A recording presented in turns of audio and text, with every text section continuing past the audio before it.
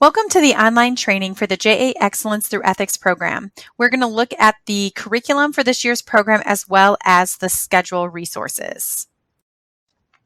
JAUSA has made this program a national signature program, and it is now written by JAUSA curriculum developers. JA of South Dakota received special permission to adapt some of the scenarios so that students who receive the program multiple years will have different content. Additionally, South Dakota school administrators have approved having ethics events with the understanding that the JA curriculum will be used in each classroom. While we still want you to fold in personal experiences, we do need to ensure you are using JA's curriculum while delivering the program. Let's get started. Page 1 shows the table of contents along with a variety of other overview information. Page 2 contains the program goal and tips for preparing for the visit. We can't stress enough how important preparation is to this program. Please take the time to review the materials. JA created this program so that executive level volunteers could challenge students to think about the importance of ethics. Please be sure to share personal and professional ethics situations that you've encountered. Consider bringing and sharing your company's mission statement or code of ethics to share with the class. It's also a good idea to check the school website to see if the student's code of conduct is available. Keep in mind that classroom teachers are required to stay in the classroom at all times throughout the presentation. Feel free to ask for their assistance throughout the activities. We want this to be as interactive for the students as possible, so please avoid lecturing. Silence is okay when asking open-ended questions. The students are often processing what you ask, so be sure to wait or rephrase the question before answering yourself. Also, be sure to move around your presentation to help maintain the students' attention and to further engage them in small group discussions. Throughout the activities, remind the students that this is a judgment-free zone and to be honest in their responses. Finally, be confident, relax, and have fun in the classroom. Page 3 contains the program outline, session overview and objectives, and information about activity time. Again, JAUSA wrote this curriculum and has required the introduction, core values, ethical decision-making process, and wrap-up. We suggest you teach the activities in the order they are placed in the curriculum, but know that you might not have time to complete all 4 activities. Please watch your time to ensure the required wrap-up session can be completed. Every school has a different time frame, usually somewhere between 50 and 75 minutes. You can find out how much time your specific school has by looking at the school schedules, which we're going to review toward the end of this training. Please note the day of your event, you will receive table tents and student worksheets for the activities. If you were not prompted to enter your name, email, and company to view this presentation, please email jasd@ja.org to verify you watched the training, or simply reply to a recent ethics email that you've received. As we begin to look at the activities, we want to reemphasize that school administrators want to utilize your expertise to help tie all of the activities back to the business world. Some of the activities do not use a specific business situation because we also want to connect to where students are today. So we need you to provide that connection back to business. If you haven't already, please be sure to print the curriculum so that you can highlight and make notes as you prepare. The JAUSA curriculum provides very detailed talking prompts, suggested answers, and activity instructions throughout the curriculum. To make it easier to see at a glance, they often use 2 symbols. The ellipsis indicates things to share with the students, and the question mark indicates questions to ask the students. First, we want you to take a few minutes to introduce yourself and your company to the students and emphasize why you are volunteering.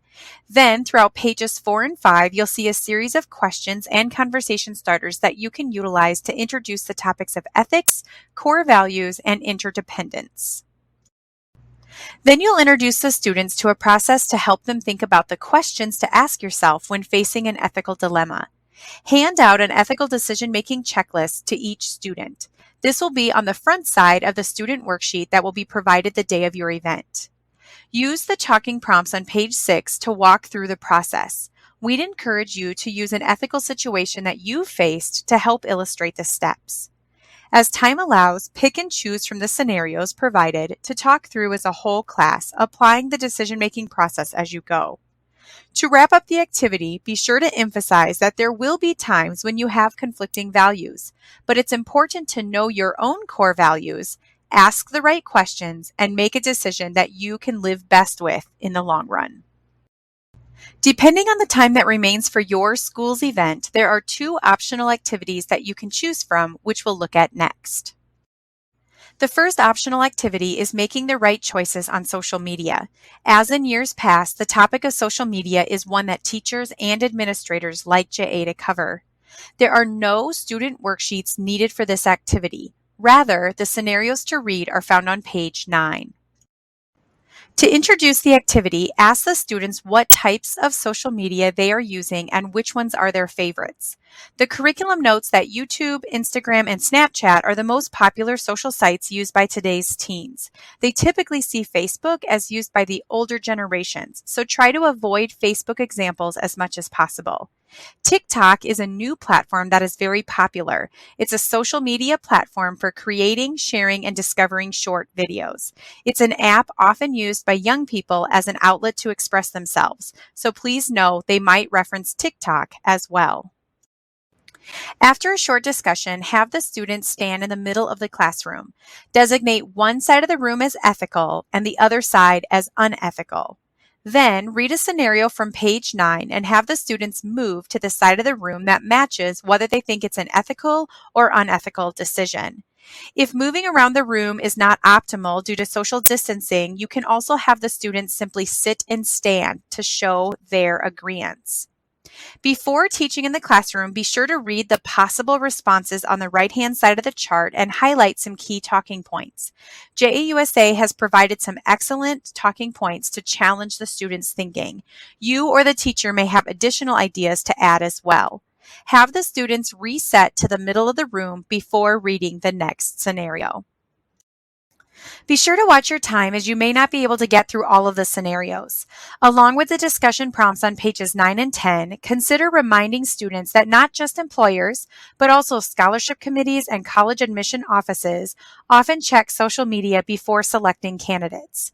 Also, emphasize how social media can be used both positively and negatively, and share with the students if you use LinkedIn or other social media platforms for your profession. How unethical is it really is another optional activity. Although it's laid out differently, it's very similar to the crossing the line activity that South Dakota implemented for many years. This year, each student will have the graph on the back side of the ethical decision-making checklist from Activity 1. We still want you to place the students in groups for this activity. They will just each have access to their own worksheet as they work together to make their decisions. Talking points for the introduction of this activity can be found on page 11. After that brief discussion, you will divide the students into small groups. Have the students rank the scenarios from 1 to 9. The ranking of 1 is going to be the scenario they think isn't so bad, and 9 is going to be the one that they think is the worst. You'll find the scenarios on page 13 of the curriculum. We'd encourage you to rank the scenarios from 1 to 9 on your own prior to teaching to help aid in your discussion. The curriculum doesn't showcase putting a chart on the board, but I'll show you that option in a minute. Instead, the curriculum provides a way to create a discussion to analyze the results. First, you'll ask a group which scenario they ranked as number 9. Then, ask if any other groups also had that scenario ranked in their top 3 most unethical. Allow them to share why. Then, in contrast, ask if any group had that same scenario ranked only as a 1, 2, or 3. If so, allow those groups to discuss their thinking to showcase the variance in the rankings. Then you can start over and choose another group and repeat the process with other scenarios as time allows. Or if you'd like to create a chart on the board to help visually see group responses, create a simple tic-tac-toe, number sign, or hashtag, as the students would call it, on the board, and then have a student from each group write their responses in the corresponding quadrants. You will notice that there is not a right or wrong answer to this activity. There is going to be a variety of opinions and reasons for what the students are thinking. Once the students have filled in the graph, you will create a class discussion by analyzing the responses for similarities, differences, and outliers. Every classroom discussion is going to be different because you won't know ahead of time how the students will rank the scenarios. This screen shows the actual results when JA asked 6 groups to rank the scenarios. You want to look for outliers. For example, in green, you can see all groups but one ranked that scenario as an 8 or 9. Really bad. However, one group ranked it as a 3. I would ask the group that ranked it as a 3 to provide their why and then hear from the other groups regarding their perspective. Often you'll notice good points on both sides. Just because the one group was opposite the class doesn't necessarily mean it was wrong, but often it is very interesting to hear their perspective. In red, you can see a few other wide variances. Again, ask groups for their rationale and then seek thoughts from those with the mid rankings as well. For the scenarios that don't have major differences, you can ask them why they felt it wasn't so bad, in the mid-range, or really bad accordingly. Again, there are not specific right or wrong answers to this activity, but it is important and often very interesting to gain understanding of why the students ranked the scenarios the way they did. If you take the time to rank the scenarios before going into the classroom, be sure to highlight things from your perspective throughout the discussion. Then use prompts found on page 12 to wrap up the activity. You'll want to be sure to watch your time to reserve the last 5 to 10 minutes for the required wrap-up. This can be found on page 14. For this demonstration, you'll need 1 or 2 pieces of paper. You can just use leftover student worksheets in the class. Ask for 1 or 2 students to come to the front of the room to help you with an illustration of folding a paper airplane. Before you ask the students to fold the paper, ask about how building your best future is like folding a paper airplane. Life is about choices. Every choice you make while you are young helps you shape your future. Imagine that building your future is like making a paper airplane. Think and plan carefully, make good ethical choices, and your airplane will soar. But if you don't do your best, if you make poor choices, the airplane likely won't fly so well. It might not go where you want or as high as you had hoped. Each crease of the airplane is like verbalizing something, hitting send on a text message, posting on social media. Once that action happens, whether good or bad, it will either cause you to soar or potentially fly off course. Before the students actually fold the paper, ask the class if they have any advice or tips on how to fold the paper. They might suggest the direction of paper, the number of folds, the style of tip, or the wingspan. Then, dialogue with the students a bit about what they heard. Did they hear any good tips? Did they feel like it was peer pressure or just advice? Are they going to use some of those suggestions or stick to their own plan? Tell the student volunteers that it's time to fold the paper into the airplane. While they work on the folds, have a class discussion. Ask the students, when you have to make choices, where might you go for good advice? Or what result might you expect if you ignore good advice? When the airplanes are ready, have the students throw the planes. Ask the class to give a thumbs up or a thumbs down, depending on the flight. No matter what the results, emphasize the following points. If it was a good flight, emphasize that the students made good folds, representing choices for this airplane. What are some of the good ethical choices that they can make today that will help them build a healthy future? If it was a poor flight, what's next? Do you just give up or learn from the experience and try again? If you have made a poor choice, what might you do to make it right? How can you get back on course? And ultimately emphasize that no matter what, if you have a rough takeoff, maybe you have a youthful mistake or something that gets you a little off course, it doesn't mean that you have to have a rough landing. Okay, now let's take a look at the event schedules by community. You should have received a direct link via email, but you can also access them by going to your community and clicking on JA Excellence Through Ethics. First, you'll go to jasd.org. Then use the arrow next to the About tab and click on Communities Served. Then select your community. We're going to use Aberdeen in this example. On the right-hand side of the community page, click on JA Excellence Through Ethics. On the JA Ethics homepage, you'll first see the curriculum, student worksheet, and curriculum bank. Then you'll see all the communities and schools listed. If your community has more than one school hosting the event, you'll notice you need to select the specific school that you've been assigned to. For example, there are multiple schools in Aberdeen, so we're going to use Aberdeen Central as our example. On the top, you will see the school address as well as the date and backup date in case of a school cancellation. The time of the presentation and the entire time frame you should plan to be at the school is also listed, as well as the grade levels that will have the program. We encourage all volunteers to bring their photo ID, as many schools are now requiring them upon check-in, and be sure to bring your JA curriculum. Also, pay attention to parking information, as some schools have designated areas they need volunteers to park in. Next is the arrival time, presentation time, and a breakdown of how many minutes you have in the classroom. Please plan a few extra minutes to arrive on time. Being late is noticed by school administrators, teachers, and the students. You will notice for most schools there is a registration period followed by a welcome and briefing.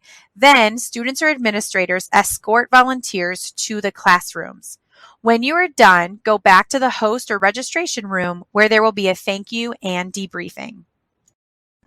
Treats are not required, but some volunteers like to use them as incentives. Many schools have policies regarding food treats or peanut-free treats being distributed in the classroom. If this is applicable for your school, you will have a special note toward the bottom of the page. Instead of food, some volunteers like to bring in a company trinket such as a pencil or other logoed item. If your school allows food treats, remember we need all treats to be peanut-free and peanut product-free.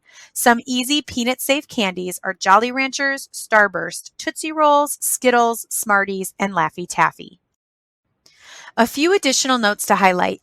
We will communicate with you via email over the weeks leading up to your event, and you may receive a reminder call or email right before the event. It's not our intention to bother you, but we do have over 9,000 students along with teachers and principals counting on all of us to bring this program to their school. So we can't stress enough how much we need you. JA will train the classroom teachers on the logistics and materials prior to the event.